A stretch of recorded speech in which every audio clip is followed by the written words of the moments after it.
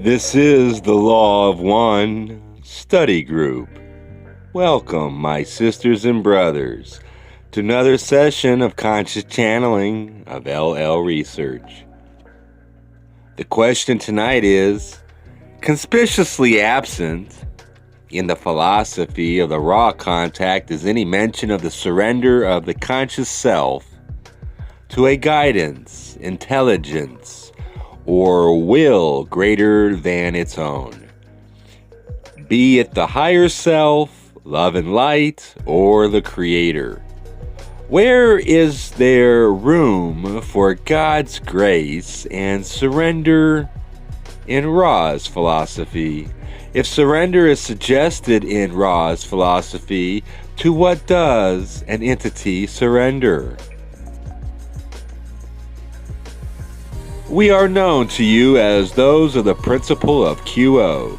Greetings in the love and in the light of the one infinite Creator, in whose service we come to you this evening. Our hearts are full of gratitude that you shall call us to your circle of seeking to respond to the questions of the place of grace and surrender in the path of the Law of One. We are delighted to share our thoughts with you upon this subject. As always, we would preface our remarks by requesting that each who hears these words reserves the right of discrimination as you listen, in order that you may choose which of our thoughts you shall pursue and use, and which you shall lay aside.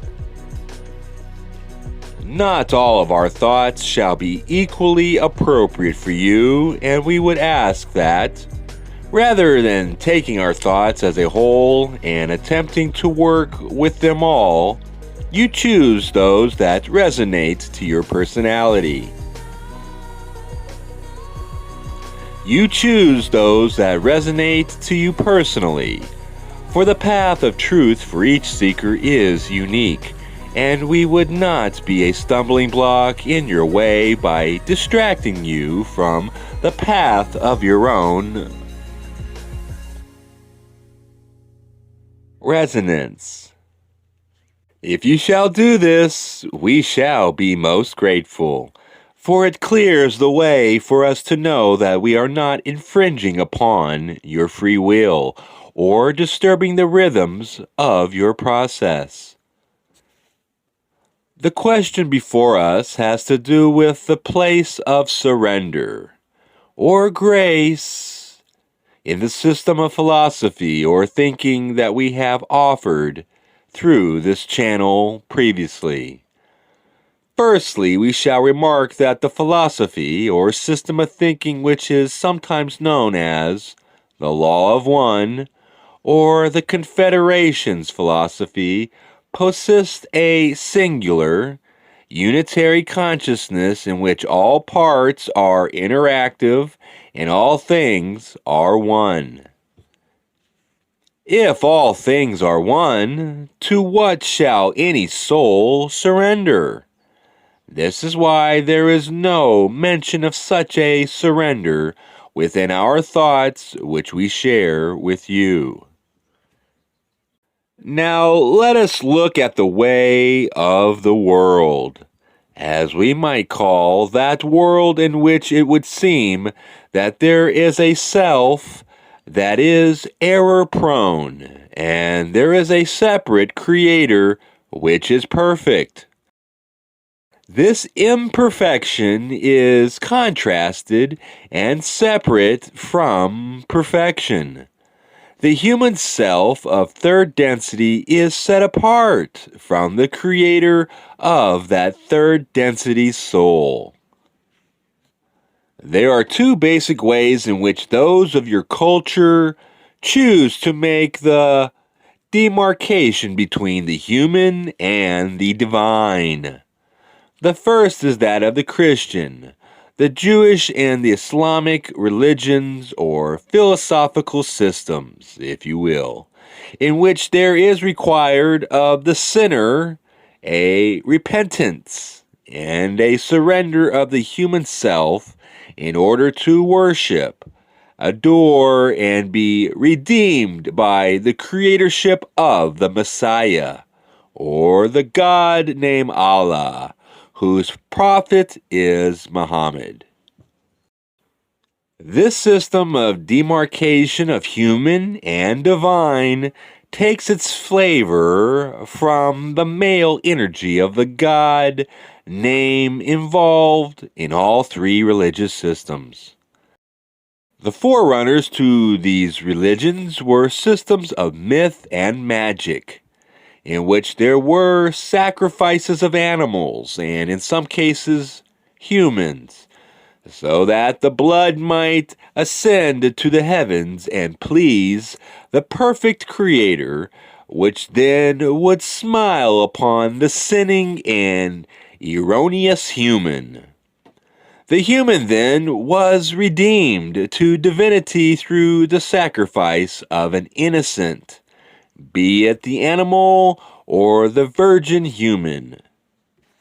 In your Holy Bible, there is the figure of Abraham being ordered by the Creator to sacrifice his son Isaac. Not questioning the Creator in any way, Abraham builds a fire, sets the wood, sets the tinder ready to light the fire, then binds his son to the fire to make a human sacrifice as requested by the Creator.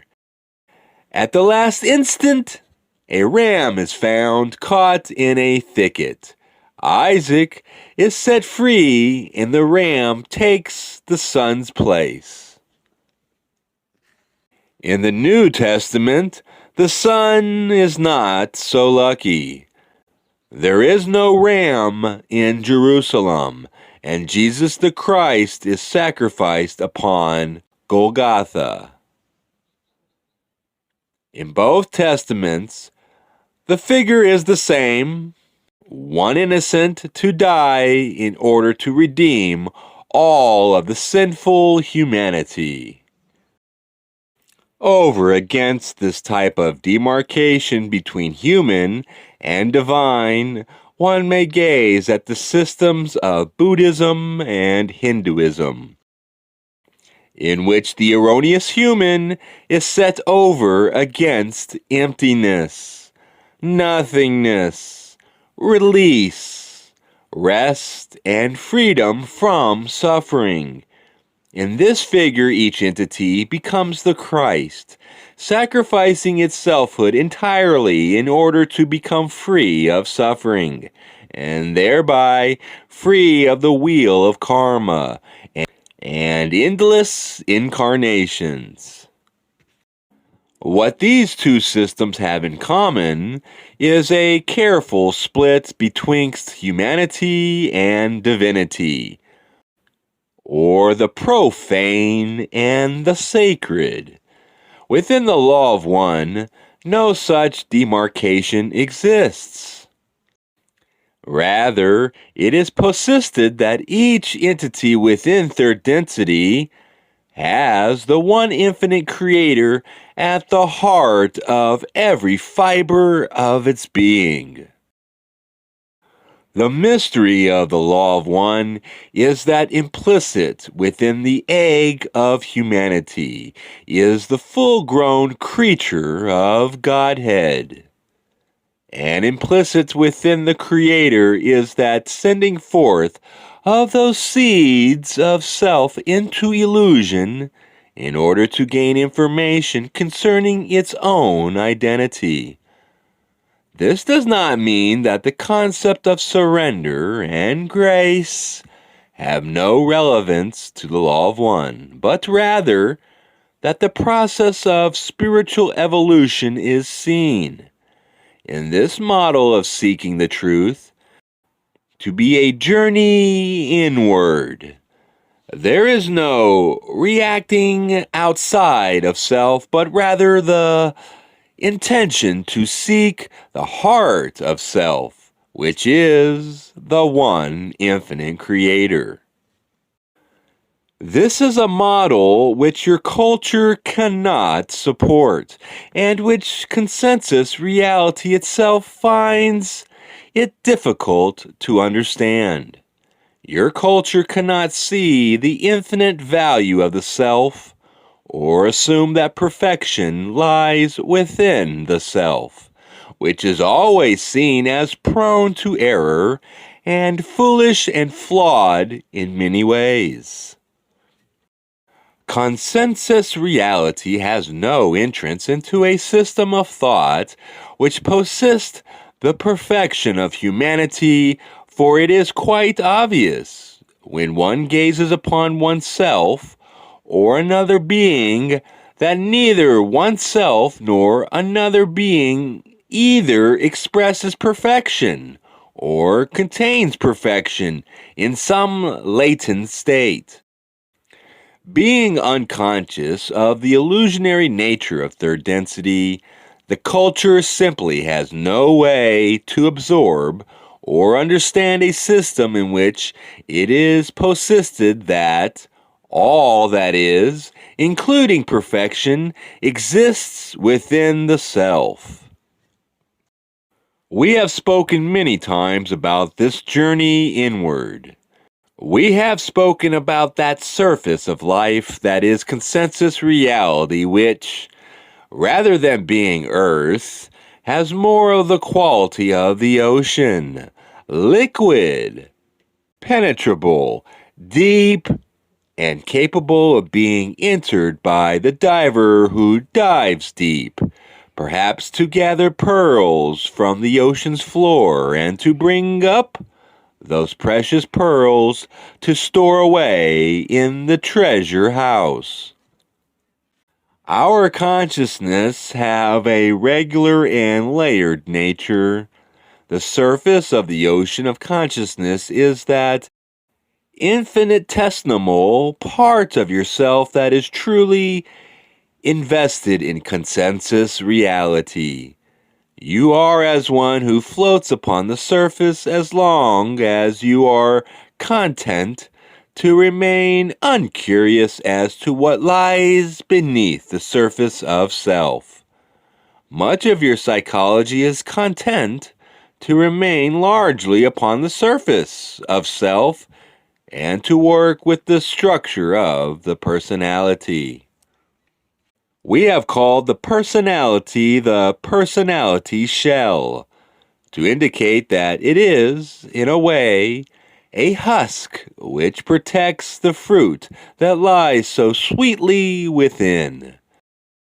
As long as you feel that you are your personality and are limited by your traits, gifts, and limitations of personality, then you shall float upon the ocean of consciousness, never penetrating below the surface disturbances of waves, moved forward by the moon's attraction and washed with the tides that ebb and flow with all the influences on the surface personality.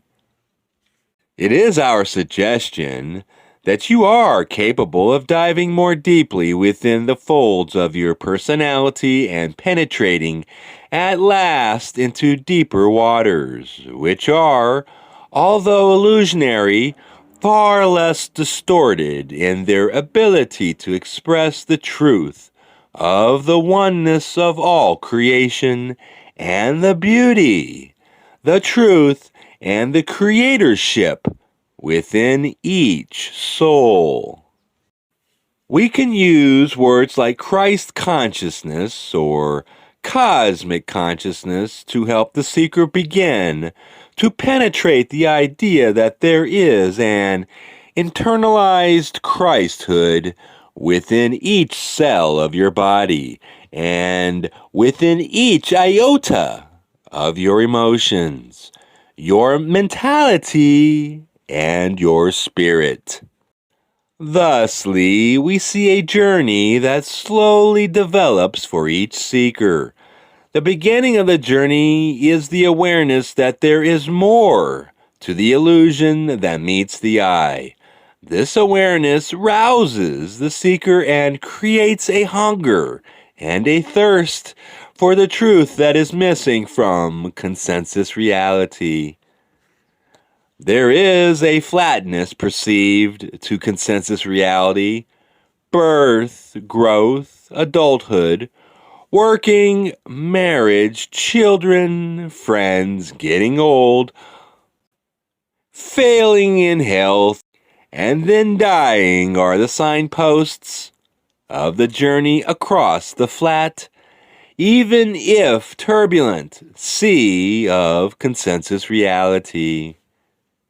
However, the seeker becomes aware that this model of life is not accurate, or not fully accurate.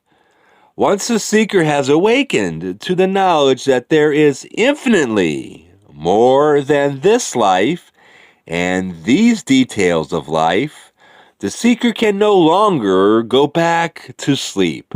Once awake, the journey has begun. There are various ways in which the seeker grows as he or she seeks ever more deeply for the truth about him or herself. If the seeker uses the settled religions, which we mentioned earlier, in an attempt to penetrate the truth of him or herself and his or her relation to the Creator, she or he is forever dependent upon an other as perfection. If the seeker is aware that they are seeking their deepest self, then there is no other.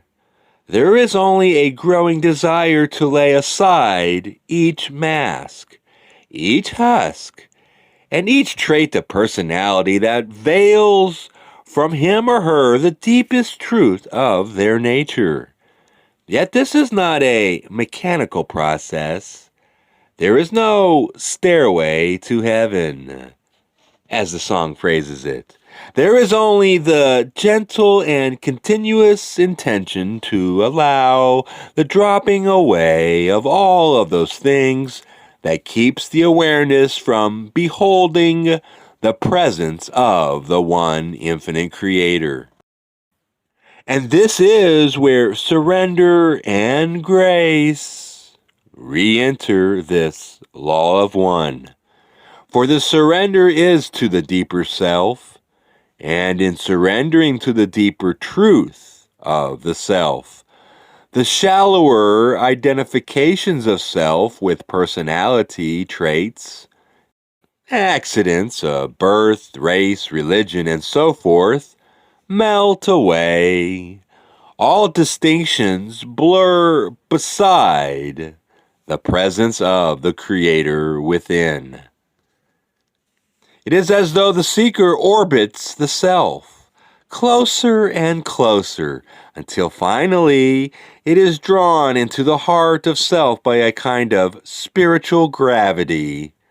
And suddenly there are bursts forth an awareness, a satori, a realization, an epiphany.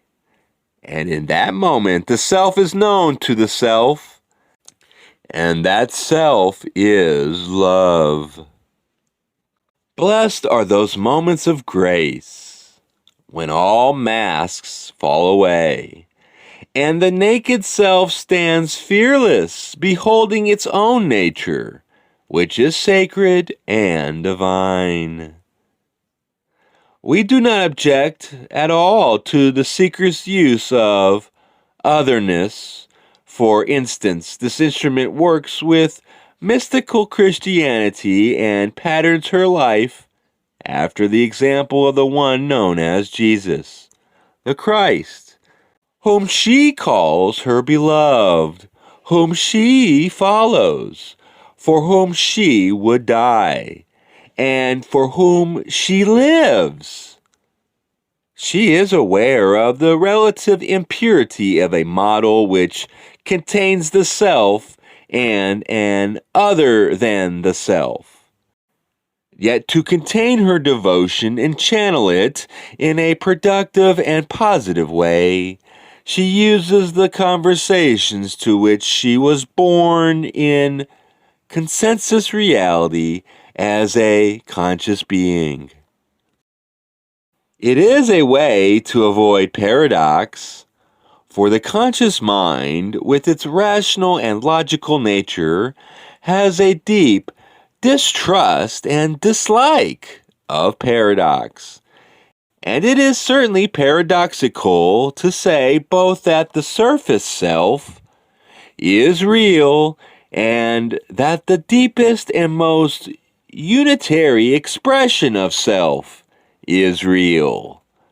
Yet that is what we say, knowing that it is a paradox and a mystery. There are those among your mystical groups, as well as individuals who do not function as part of a group, who abnegate words and choose the way of silence. Over a period of time, the habit of silence decreases the difficulty of absorbing the outrage of paradox. And such silent souls smile at the sophistry of words which separate, and logic which delineates and divides to no good purpose, spiritually speaking. Yet we would not encourage you to become recluses. We would encourage you to embrace paradox and mystery. We would encourage you to continue your journey upon the surface of life, knowing that it, too, is perfect in its way, even with all of the masks, all the confusions, and all the misunderstandings and limitations of dealing with each other and with circumstances which occur in everyday life. For the third density was not designed to be a quiet and steady drive to the center of self. It was designed to be turbulent, as the shaker that breaks rocks into pieces or large pieces of ceramic into smaller pieces of ceramic, polishing them and shaping them by friction and impact. To come at the action intended in third density another way, we could use the figure of the fiery furnace which tempers and strengthens the brittle, callow young soul so that it becomes an instrument of great flexibility and strength. Your world is intended as a refinery of souls. That catalyst that comes to the surface self is seen by us as a good thing, a useful and appropriate thing, whether it feels comfortably or vastly uncomfortable. Indeed, it is the movement of the self within periods or situations of discomfort which are especially helpful in achieving maturity and a more polished or tempered realization of the nature of the self and the Creator.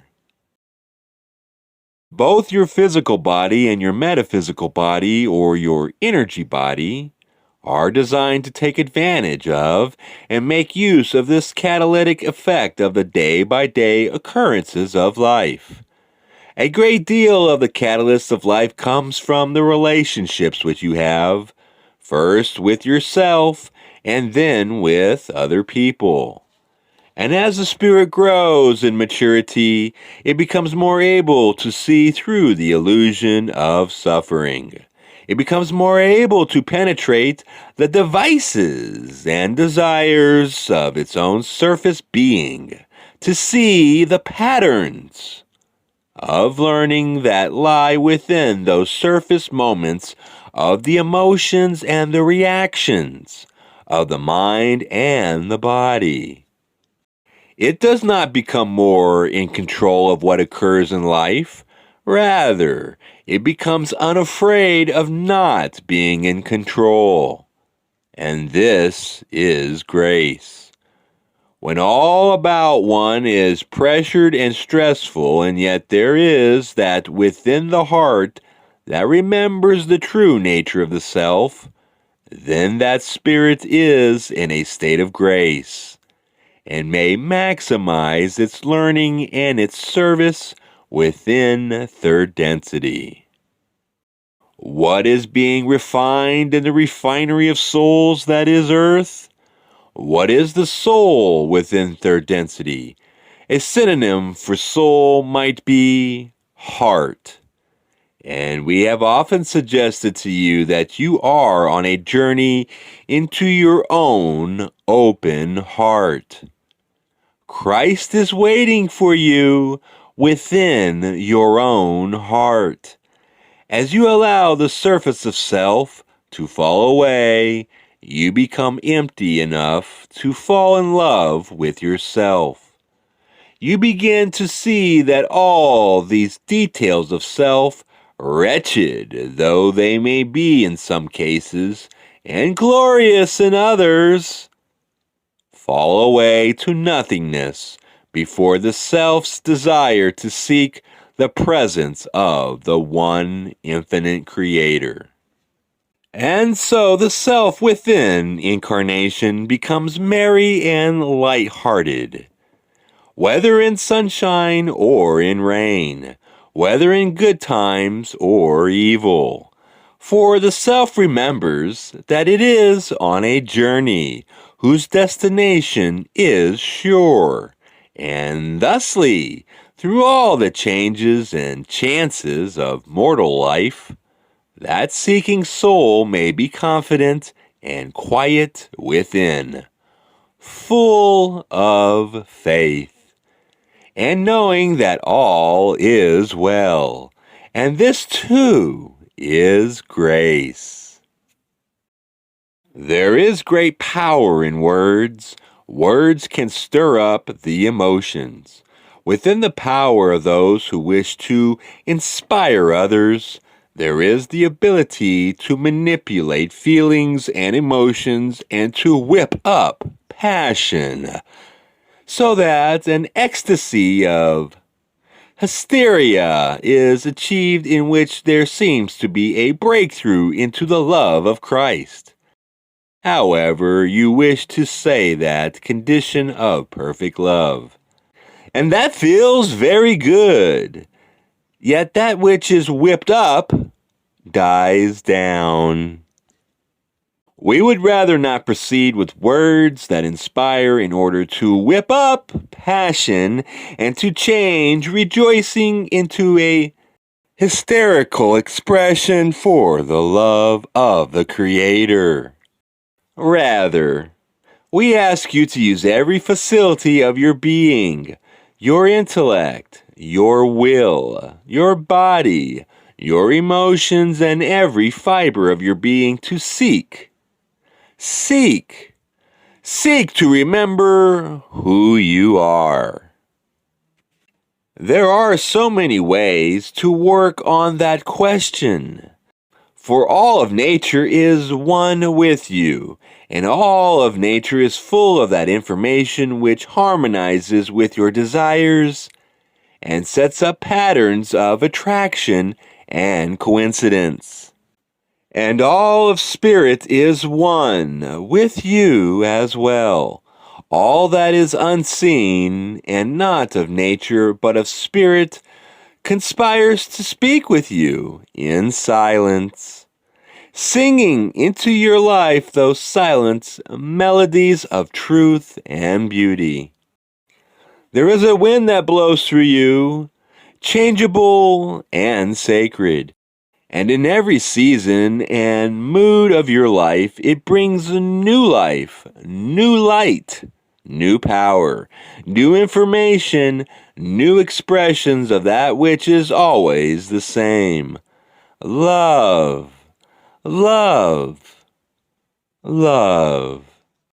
We encourage your explorations, however you wish to seek the Creator. We encourage you to follow those preferences and those biases. We simply offer to you our humble opinion of the deeper truth of the process that is occurring within third density.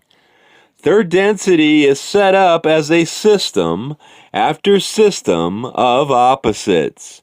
Male and female, light and dark, are certainly chief among them, yet male and female combine to make third density in the sense that it is the male principle and the female principle attracting each other, which create this illusion that you call third density. It is the very fabric and stuff of third density, and indeed, the meat which is chewed in third density is that meat of choice, light or dark, radiant or magnetic, service to others or service to self. There are two paths, both valid and quite opposite in their energy, both pointed towards an eventual unity, yet choosing two completely different paths towards that inevitable awareness of utter unity. In claiming the law of one, we move ahead to that point in what you would call your future, where the positive and negative paths have once again converged and become one for all time, until the creation itself moves from time to the timeless and enters the womb of yet another creation, as the heartbeat of the Creator throbs once more and another creation begins. Your journey homeward. How shall you journey? That is the question of third density. Shall you journey in the light, seeking ever to become more of service, more loving, more giving, more aware of the love within each moment?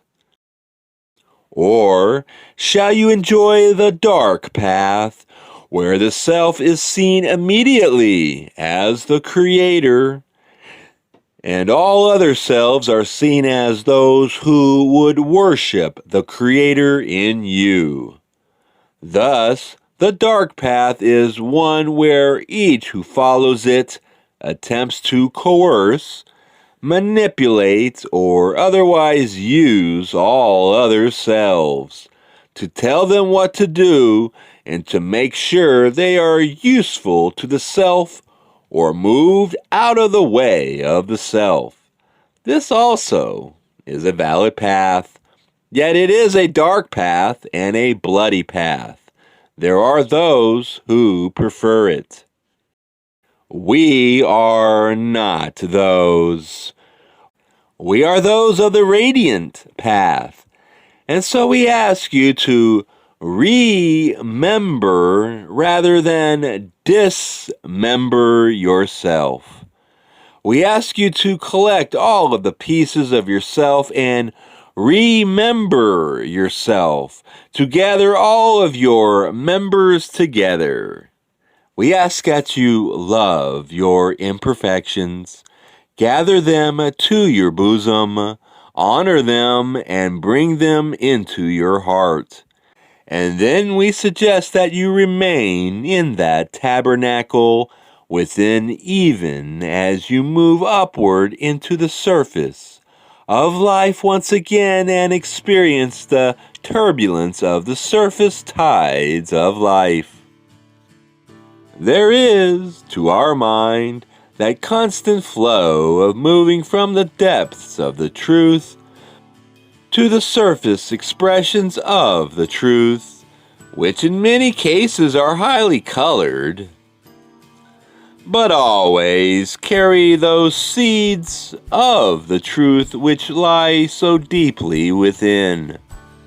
All is one and all is love.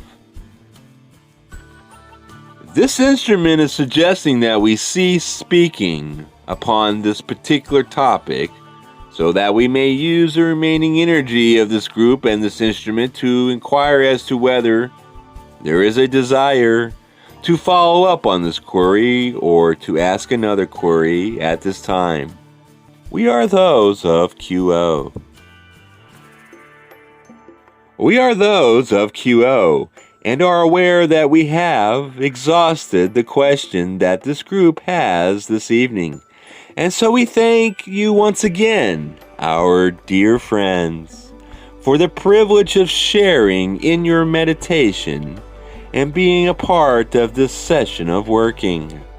Your circle of seeking is beautiful to behold, and your blending auras sing of the love and the light of which we have been speaking this evening. Thank you for allowing us to share in the love and affection that you have for each other and for the one infinite Creator. It is a blessing to be a part of your circle. We leave this instrument and this group in the love and in the light of the one infinite Creator. We are known to you as the principle of QO. Adone, Adone.